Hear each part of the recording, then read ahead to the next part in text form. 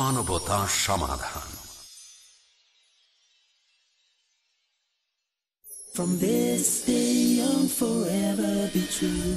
Cherish this life that's destined for you. Live your life with kindness and care. Remember, Allah will always be there, be there. Nikahun mubarakun, zawajun mubarakun, an-nikahu min sunnati. Alhamdulillah, wassalatu wassalam ala rasulillah wa ala alihi wa sahbihi ajma'in. Amma ba'd, a'udhu billahi minash shaitanir rajim. Bismillahir rahmanir rahim. Hunna libasul lakum wa antum libasul lahunna. Rabbi shrah li sadri wa yassir li amri wahlul 'uqdatam min lisani yafqahu qawli. I welcome all of you with the Islamic greetings. Assalamu alaikum wa rahmatullahi wa barakatuh. May peace, mercy and blessings of Allah subhanahu wa ta'ala be on all of you. This session is mainly dedicated for any questions in choosing a life partner, or how to have a successful married life, or after you're married if you have any problems as far as relationship between husband and wife. So this session is mainly dedicated for that. This call doesn't mean that those who are going to get married, it's only for them. Even for those who have got married, it's for them also, so that they can see to it that the life goes on according to the Quran and Sunnah. So if the brothers have any questions on marriage, choosing a life partner, you can raise your hand, inshallah. Yes, brother. Assalamu alaikum. Wa alaikum assalam. Allah says in Quran that He has given the love and affection between the husband and wife. So I would like to know, how did Prophet tender his love and affection to all the wives? Like, what were the instances wherein Prophet, or maybe in a nutshell to ask you, a romantic life of Prophet Muhammad sallallahu alaihi wasallam? Brother asked a question, and the Quran says that Allah has put love and mercy between the hearts of men and women. What he's quoting is the verse of the Quran of Surah Rum, chapter number 30, verse number 21, where Allah says that Allah has put love and mercy between the hearts of men and women.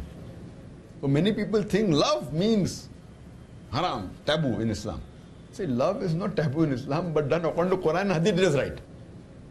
Love what they have LBW in the college, they do love before wedding, not in cricket.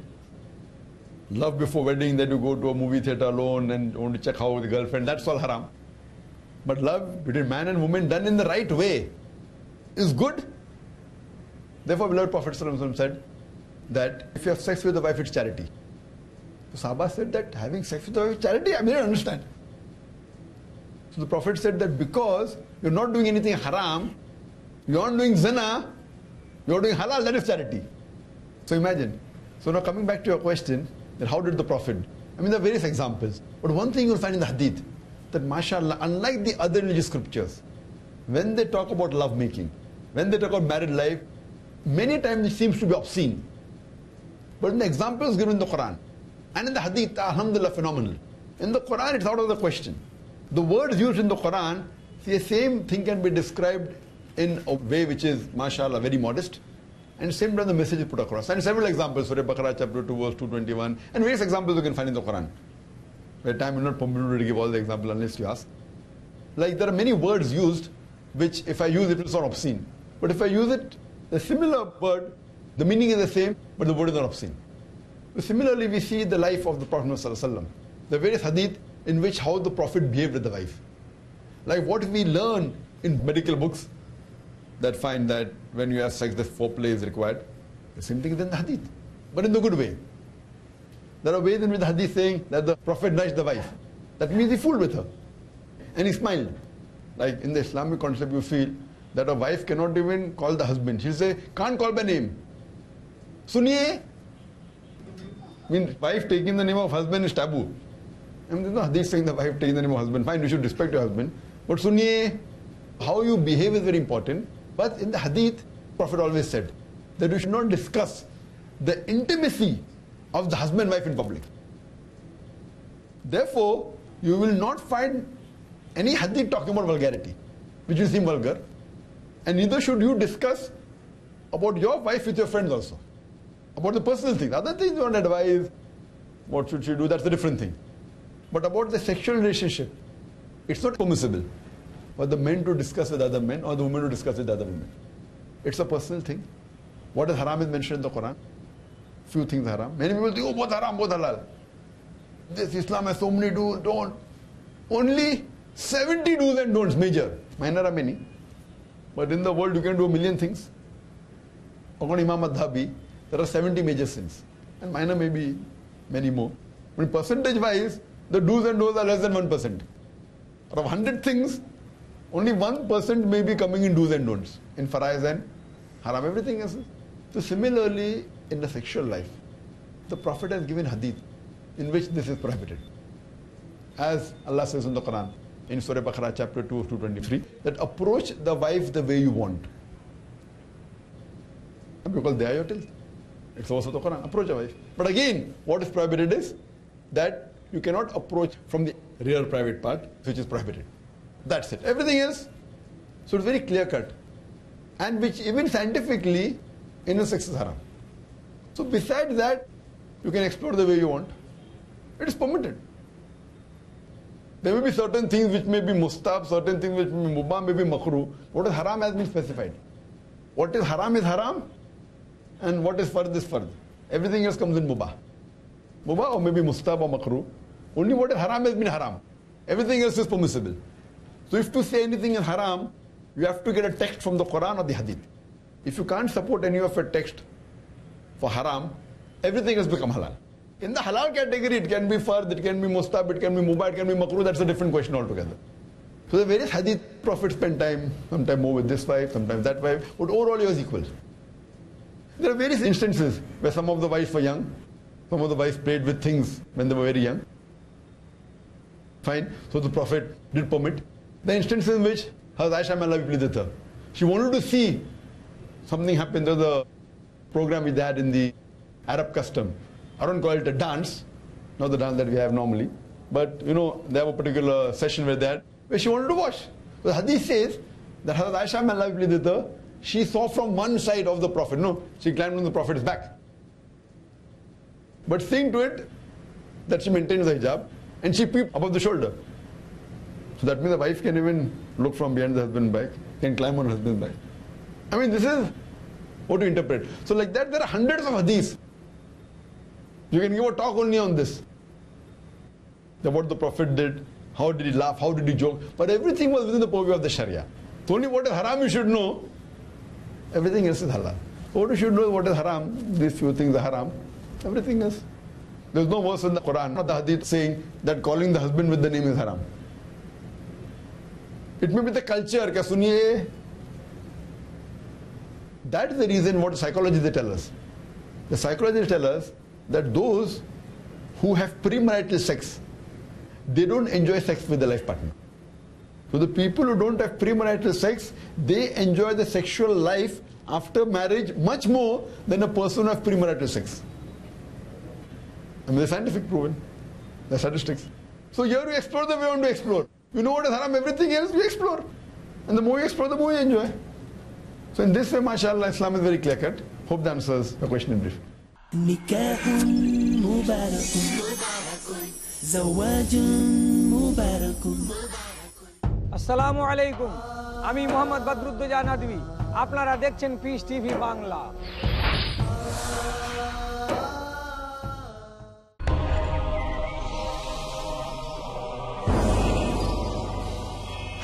সেই তো একজন আদর্শ মুসলিম, ওয়ামান আহসানু দীনান মিম্মান আসলামা ওয়াজহাহু লিল্লাহি ওয়া হুয়া মুহসিন, যে তার সত্তাকে আল্লাহর জন্য একনিষ্ঠভাবে সৎকর্মপরায়ণ হয়ে অনুগত করল।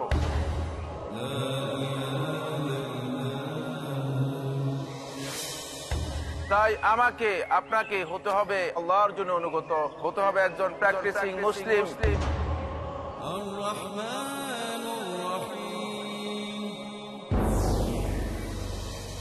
তাই একজন আদর্শ মুসলিম হতে হলে পিস টিভি বাংলায় দেখুন আমার আলোচনা একজন আদর্শ মুসলিমের করণীয় ও বর্জনীয়। কি কি রয়েছে সেই বৈশিষ্ট্য মালা যার কারণে বান্দা হতে পারে মহান আল্লাহর প্রিয়? জানুন এই অনুষ্ঠান যোগে আদর্শ মুসলিম, করণীয় ও বর্জনীয়। আজ রাত 9:30 বা পুনঃ সম্প্রচার সকাল 8টায় বাংলাদেশে পিস টিভি বাংলায়।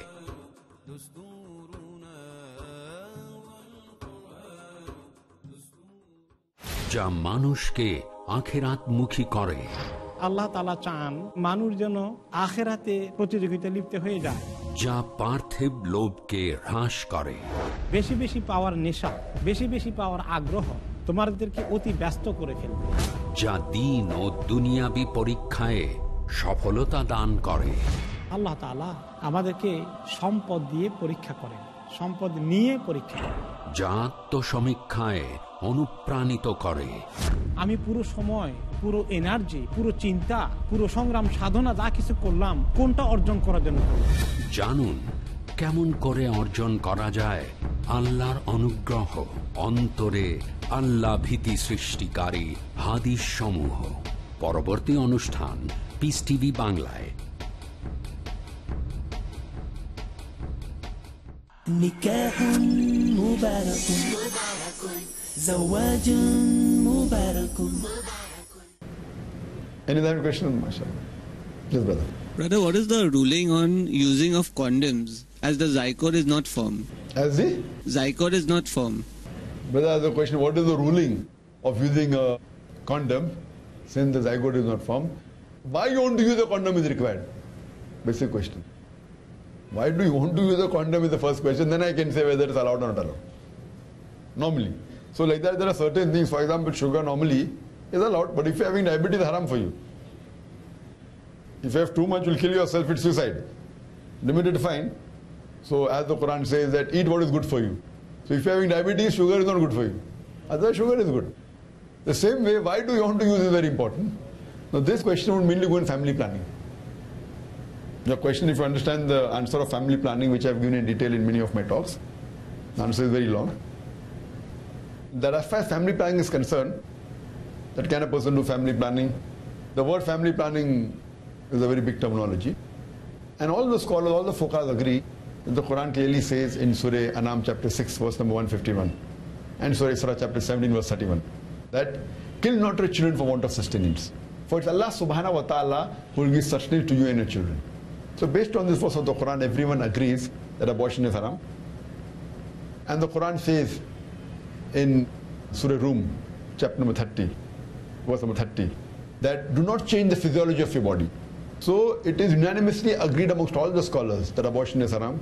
Any permanent method of family planning, vasectomy, tubectomy is haram, unless there is a need. For example, if the life of the mother is in danger, where the doctor says that she has had multiple cesarean sections, she has had 4 or 5 cesarean sections, and one more cesarean section would be detrimental to her life, she may lose her life, then as a last resort, tubectomy can be done, abortion can be done.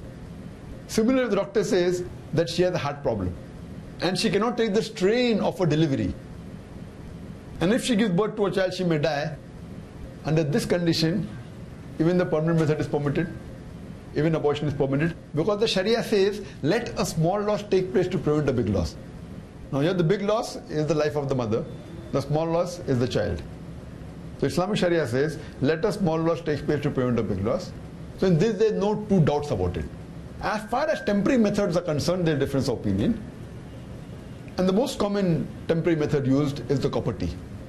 Now when a person uses a copper tea, basically what happens, that the sperm and the ovum is already united and the zygote is formed. It is not contraception, it is contra-implantation. The zygote is prevented to cling on the uterine wall. So when we learned in the medical college, it was called as a contraception. The right word is contra-implantation, because conception has already taken place. So it's not a contraception, it's a contra-implantation. That means, if you think a bit ahead, it is nothing but very early abortion, which again is haram as per the verse of the Quran. As far as oral pill is concerned, again, it changes physiology, so that also most of the scholars agree it is wrong. The difference of opinion may come in condom, or it may come in diaphragm. At the time of the Prophet, there were people who used to practice coitus interruptus. And when the people used to practice coitus interruptus, and when a Sahaba told the Prophet, he was silent. Now based on this hadith, some of the scholars say, because the Prophet was silent, that means he gave permission. Other group of scholars say because silent, he didn't give permission. Anyway, no one says that coitus interruptus is prohibited. Recently, in the Times of India, there was an article that if coitus interruptus is done properly, that is breaking the act of the sexual intercourse, before the ejaculation comes out, if you stop and let the ejaculation go out of the body rather than into the body of the wife, it's called as coitus interruptus. The research says the difference between the failure rate of a condom is 18% and failure rate of coitus interruptus is 17%. What are the reasons you want to do coitus interruptus or a thing? It is not consisting of AIDS. AIDS is not a different concept. We'll come to it later on. As far as family planning is concerned, to prevent a conception. The failure rate, what we realize, why the failure rate in a condom is about 18%. Why? There may be a leak in the condom, but not that 18% of the condom are leakage. No. The leakage may be 1%, 2%, I haven't done a survey, but it is very little. But maybe the condom is not put properly, or maybe that when the condom is worn, but it remains in the body of the wife and then the whole thing is useless. So various things can take place, so the failure rate goes to 18%. In coitus interruptus, if done properly, the failure rate is 17%. So if coitus interruptus is done, taking the safe periods into consideration, that immediately after the menstrual cycle, the first few days are safe, and immediately after the cycle starts, 13, 14, 15 days, there's a date into the conception, the more chances. I mean, you can give a medical lecture on this also, time doesn't permit me. I don't know where to go more in detail. Every question I can keep half an hour. So based on this, why you want to do is important. But the research is changed. Some research said, no, we don't agree with it. But they are researches.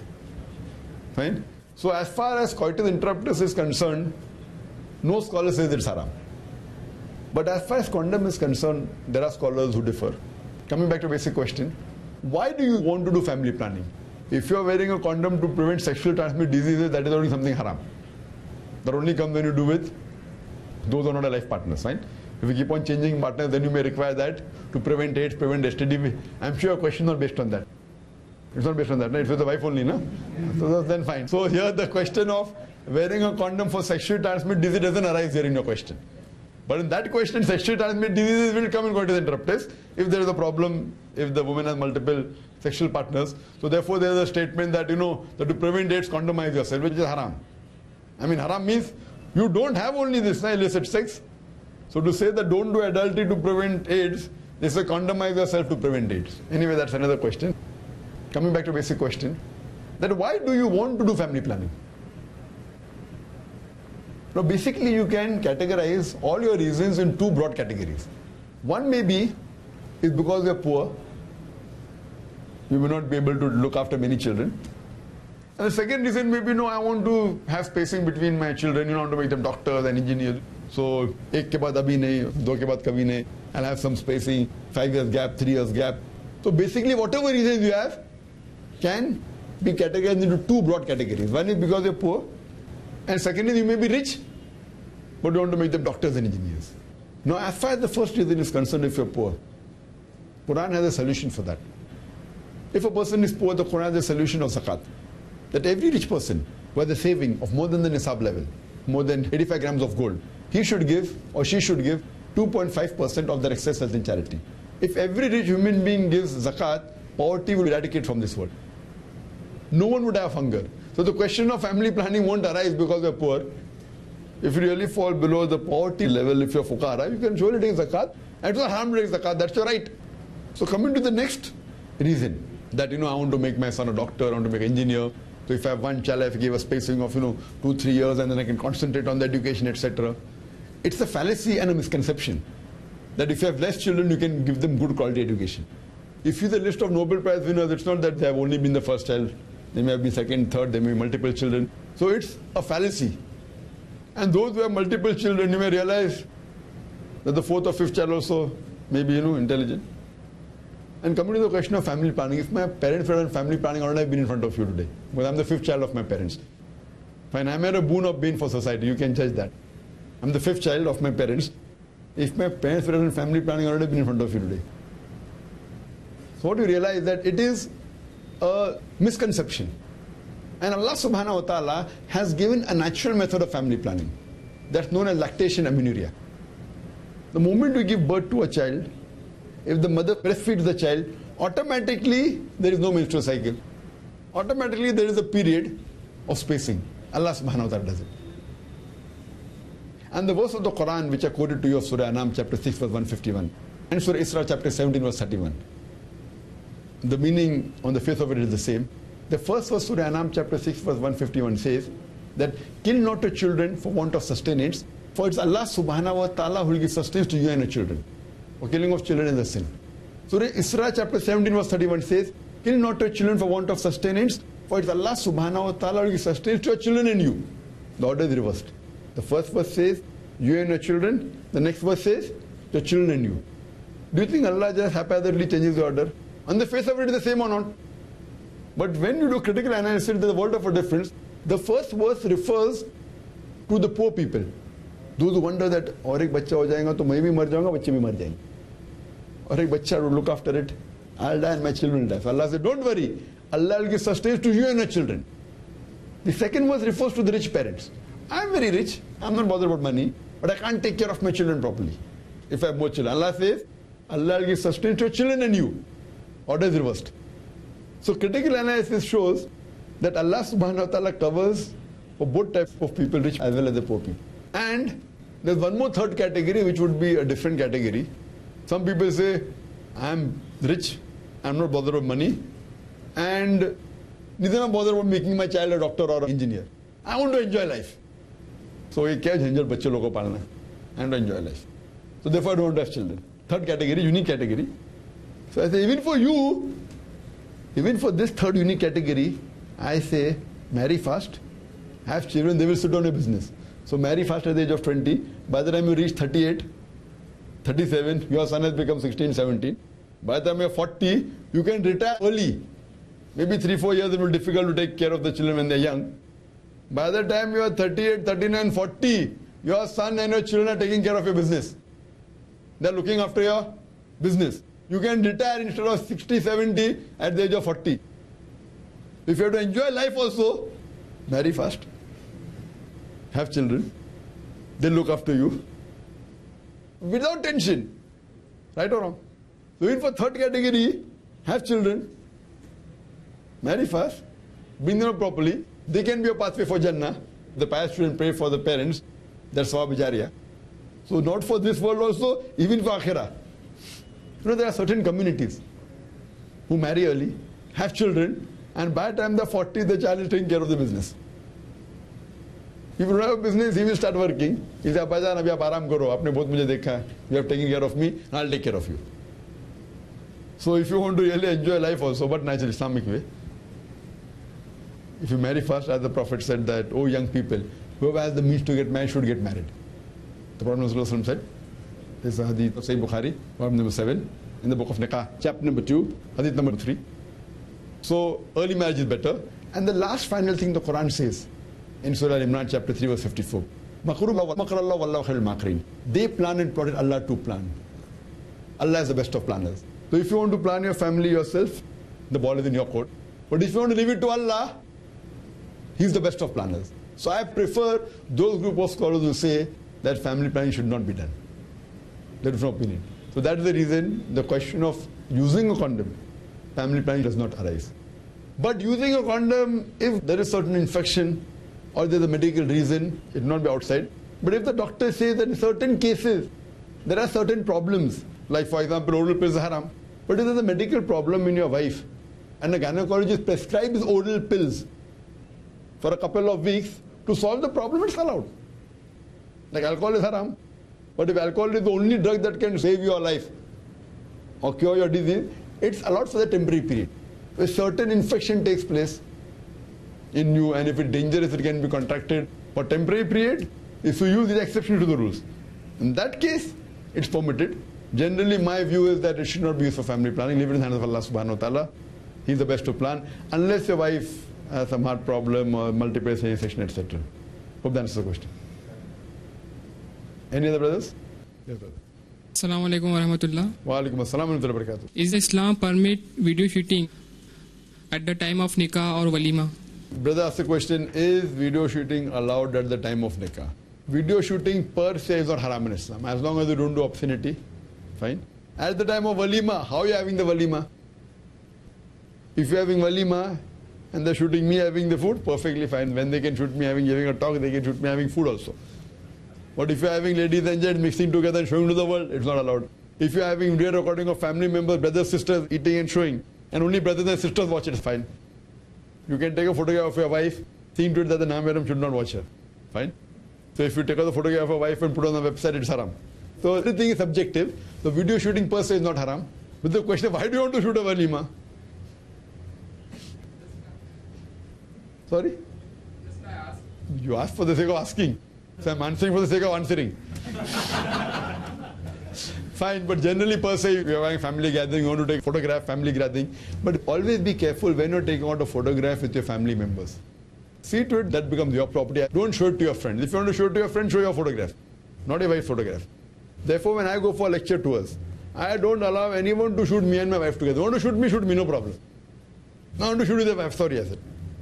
Well, the limit is there. And even internally, if the wife of my friend wants to shoot my wife says no. We are good friends, but don't shoot me. You can remember me without looking at my photograph. When shooting is not haram, but photograph, fine. I have taken a photograph of my wife, I've got it in my album, but that's for me to see. Fine? Hope that answers the question. Wa akhiru da'wana alhamdulillah rabbil alameen. Forever be true. Cherish this life that's destined for you. Live your life with kindness and care. Remember, Allah will always be there, be there. Nikahun mubarakun, zawajun mubarakun, an-nikahu min sunnati, ma qala an-nabi huwa sahih. Nikahun mubarakun, nikahun mubarakun, zawajun mubarakun. কোরআনের আলো আল্লাহ সুবহানাহু ওয়া তাআলা ইরশাদ করেছেন কোরআনে কারীমে, তোমাদের জন্য তোমাদের মধ্যে থেকে আল্লাহ রাব্বুল আলামিন জোড়া সৃষ্টি করেছেন। সুন্নাতের বার্তা, তোমরা নারীকে সব সময় ভালো উপদেশ প্রদান করো, এটাই হচ্ছে বিধান। শরিয়তের নির্দেশ, নারীর মর্যাদা, ইসলাম ব্যতীত অন্য কোন ধর্মই নারীকে মর্যাদা দেয়নি। মুজাফফর বিন মুহসিন, আব্দুর রাজ্জাক বিন ইউসুফ, ডক্টর হাফেজ ABM হাসবুল্লাহ, আহমদুল্লাহ বিন মুহাম্মদ দেলবর হোসেন, জাহাঙ্গীর আলম। আল কুরআন যা নারী পুরুষের জন্য অনুসরণীয়, নারীদের জন্য নারীদের কর্মক্ষেত্র চিহ্নিত করা আছে। মানবতার অস্তিত্বের জন্য নারী এবং পুরুষ উভয়ের প্রয়োজন। তোমাদের মাঝে আল্লাহ রাব্বুল আলামিন প্রেমময় এবং দয়া সৃষ্টি করে দিয়েছে। জানুন কেন মুমিন প্রত্যেক কাজে আল্লাহর ইচ্ছাকে মান দিয়ে চলেন। আলেমদের সংসর্গে প্রতি বুধবার রাত 9:30 পুনঃ সম্প্রচার সকাল 8টায় বাংলাদেশে পিস টিভি বাংলায়।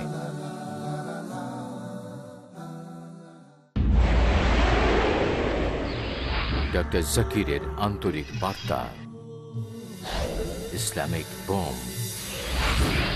ইসলাম এসেছে আরবি মূল শব্দ সালম বা সালমুন থেকে, যার অর্থ শান্তি।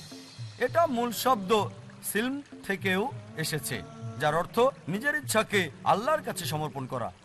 মানুষ ভয় পায় একদিন হয়তো আরবদের হাতে নিউক্লিয়ার বোম চলে আসতে পারে। তারা বুঝতে পারে না ইসলামিক বোম, শান্তির বোম অনেক আগেই পড়ে গেছে। এটা পড়েছে যেদিন নবী মুহাম্মদ সাল্লাল্লাহু আলাইহি সাল্লাম জন্মগ্রহণ করেন। পিস টিভি বাংলা, মানবতার সমাধান।